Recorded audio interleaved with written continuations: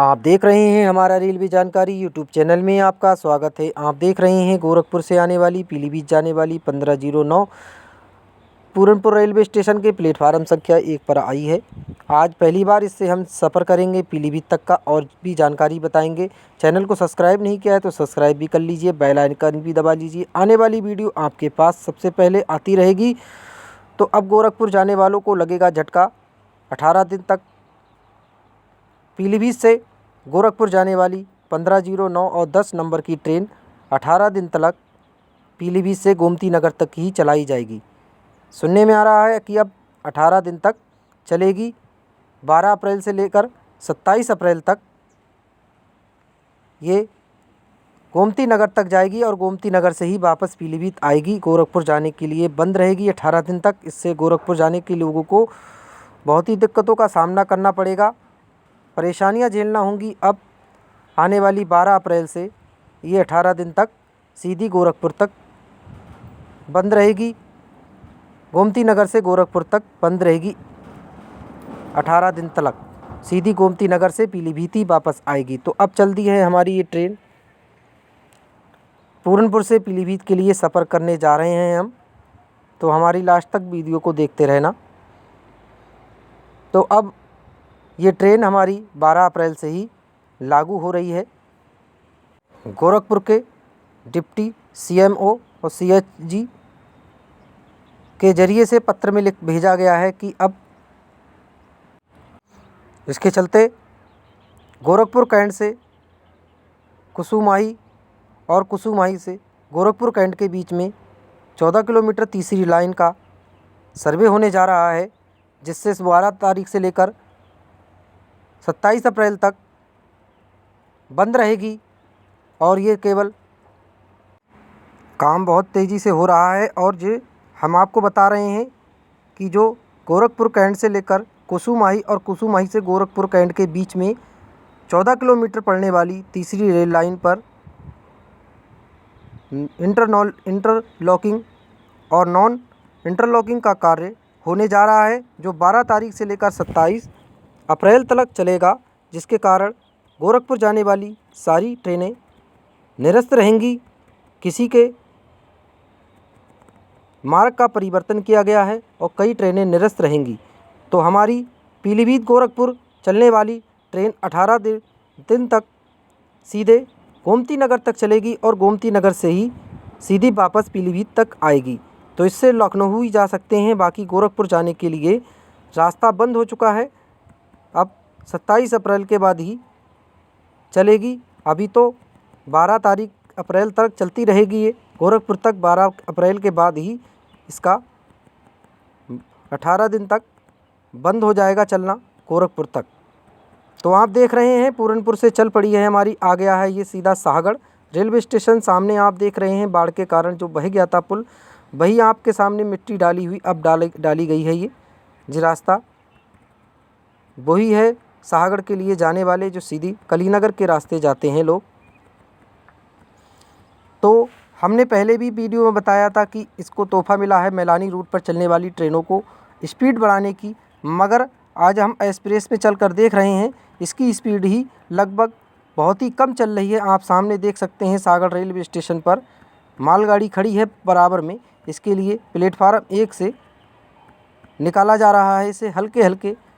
अब यहाँ से ही पूरी हल्के हल्के होते होते माला स्टेशन तक चलती रहती हैं। तो ऐसे में स्पीड इनकी होना चाहिए और माला जंगल से भी स्पीड बढ़ना चाहिए, जिससे तभी फ़ायदा होगा और जल्दी ही पहुँचेंगे। और इसमें बरेली सिटी से लखनऊ तक दोहरीकरण का भी काम तेज़ी से होना ज़रूरी है, तभी और भी फ़ायदा हो जाएगा। और लंबी दूरी की ट्रेनें मालगाड़ियाँ वगैरह चल रही हैं, इस रूट पर दौड़ रही हैं सबसे ज़्यादा, तभी फ़ायदा होगा। और मालगाड़ियाँ भी निकलेंगी आराम से और क्रॉसिंग भी चलते फिरते होते रहेंगे। कोई टाइम नहीं लगेगा, जिससे यात्रियों को परेशानियाँ नहीं झेलना पड़ेंगी। अभी इस रूट पर परेशानियाँ झेलनी पड़ रही हैं। तो आप देख सकते हैं माला हमारा आ गया है आज जंगल। अब माला जंगल से भी रफ्तार इतनी ही चलती है कि लगभग 20 की स्पीड में। एक्सप्रेस हो या पैसेंजर सारी ट्रेनें इस जंगल में थम जाती हैं। यहाँ जाल लगना चाहिए, जैसे ये देखिए संदेही हाल्ट से जाल लगाया हुआ है, इतना थोड़ा सा आगे तक लगा दिया है, वैसे ही माला स्टेशन पर ही लगा दिया है, बाकी आधा जंगल छोड़ दिया है। इसलिए इस संदेही हाल्ट से लेकर माला स्टेशन तक का पूरा जाल लगाना चाहिए, जिससे जानवर ना आए और ना कटेंगे, और ट्रेनों की रफ्तार भी तेज़ होगी। और जब जल्द से जल्द जहाँ डेढ़ घंटे में पहुँच रही हैं लेट, वहाँ आधे घंटे में पहुँच जाएंगी, तभी फ़ायदा होगा यात्रियों को और सही टाइम से भी पहुँचेंगे। ये तीसरा हमारा लखनऊ से दिल्ली का रेल लाइन सेक्शन है, ये तीसरा खुल चुका है, जो इसमें भी दोहरीकरण होगा और लंबी दूरी की ट्रेनें जब बढ़ेंगी तभी भीड़ भाड़ होगी और तरक्की भी होगी इस रूट पर। तो इस रूट पर चलने वाली कई ट्रेनों की रफ्तार भी 110 की स्पीड में करने की निर्णय लिया गया है। हमने आपको बताया भी था और खबर भी मिली थी हमें। तो आप देख रहे हैं ये माला नदी का पुल है, यहाँ से निकलती हुई जाती दिखाई दे रही है आपको ट्रेन। इसमें दोहरीकरण का जब होगा तो डबल अलग से भी पुल बनाया जाएगा, तभी फ़ायदा होगा और दोहरीकरण में लोगों को दिक्कतें नहीं होंगी और सही टाइम से ट्रेनें पहुँचेंगी। तो ये माला जंगल पर रफ्तार हमेशा धीरे, चाहे एक्सप्रेस हो या पैसेंजर, 20 की स्पीड से ही दौड़ रही है ट्रेन। तो आप देख सकते हैं कितनी 20 की स्पीड से, इतने में कोई भी चलते पे कूद सकता है लूट लाट कर, और शेर भी झपट सकता है, जैसे गेट पर लोग खड़े होते हैं। तो यहाँ से पूरा माला 5 किलोमीटर पर माला स्टेशन पड़ता है, पूरा संदेही हाल्ट से, जो हमारी 2:15 बजे चलती है 55-361 नंबर की ट्रेन पीलीभीत से, वो आकर माला ही खड़ी रहती है आधा घंटा, जब तक यहाँ से शाहगढ़ से छूटती है। डालीगंज वाली जब तक माला नहीं पहुँचती है, जब तक नहीं छूटती है, ऐसे में वो लेट लतीफ़ों से चलती है।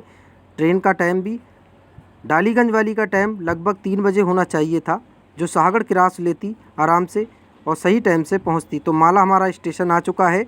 अब यहाँ से रफ्तार भरेगी ये ट्रेन सीधी पीलीभीत के लिए। तो अब देखते हैं कितनी तेज़ चल रही है। यहाँ से रफ्तार भरती है और संदेही हाल्ट से लेकर सीधी पूरनपुर के रास्ते भरी जाएगी रफ्तार। देख रहे हैं चल पड़ी है माला स्टेशन से, अब रफ्तार भरने वाली है सीधी यहाँ से पीलीभीत तक की।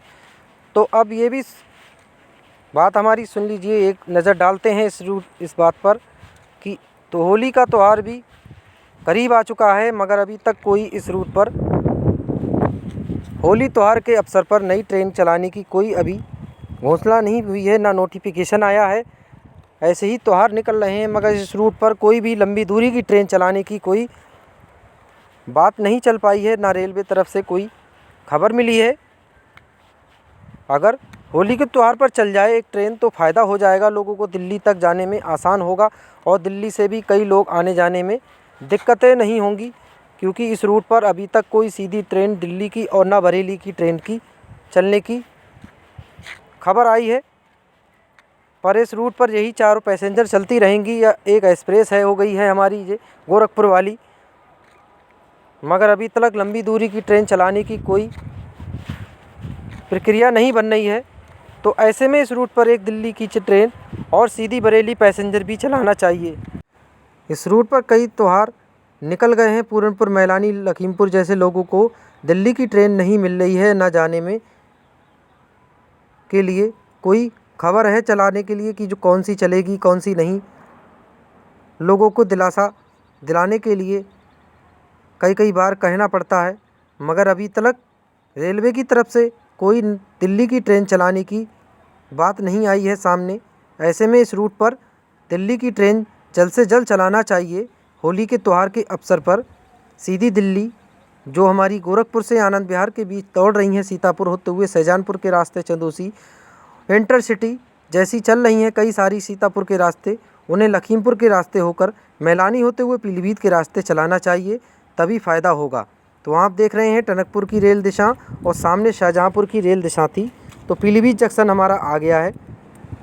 तो अब पीलीभीत जंक्शन से लगभग 4:05 पर प्लेटफार्म संख्या 2 पर जा रही है। यहाँ से 4:05 पर रवाना होगी, 4:05 पर रवाना होगी। तो ऐसे में एक ये भी खबर आई है, अब कई ट्रेनों के डबल इंजनों से ट्रेनें दौड़ रही हैं, दौड़ाई जाएंगी।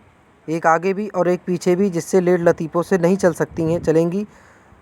हमारे पीलीभीत टनकपुर की दिशा से चलने वाली त्रिवेणी एक्सप्रेस में भी डबल इंजन लग गया है, जिससे डबल इंजन से एक आगे और पीछे इंजन से चल रही है। तो पीलीभीत जंक्शन हमारा आ चुका है, सामने खड़ी है ये। 4:05 पर रवाना होगी पीलीभीत से। यहाँ से लोगों को ज़्यादा फ़ायदा हो रहा है, आने वाले टाइम में और भी बढ़ेंगी। तो इतनी ही वीडियो थी, अच्छी लगी लाइक करें, सब्सक्राइब करें। धन्यवाद।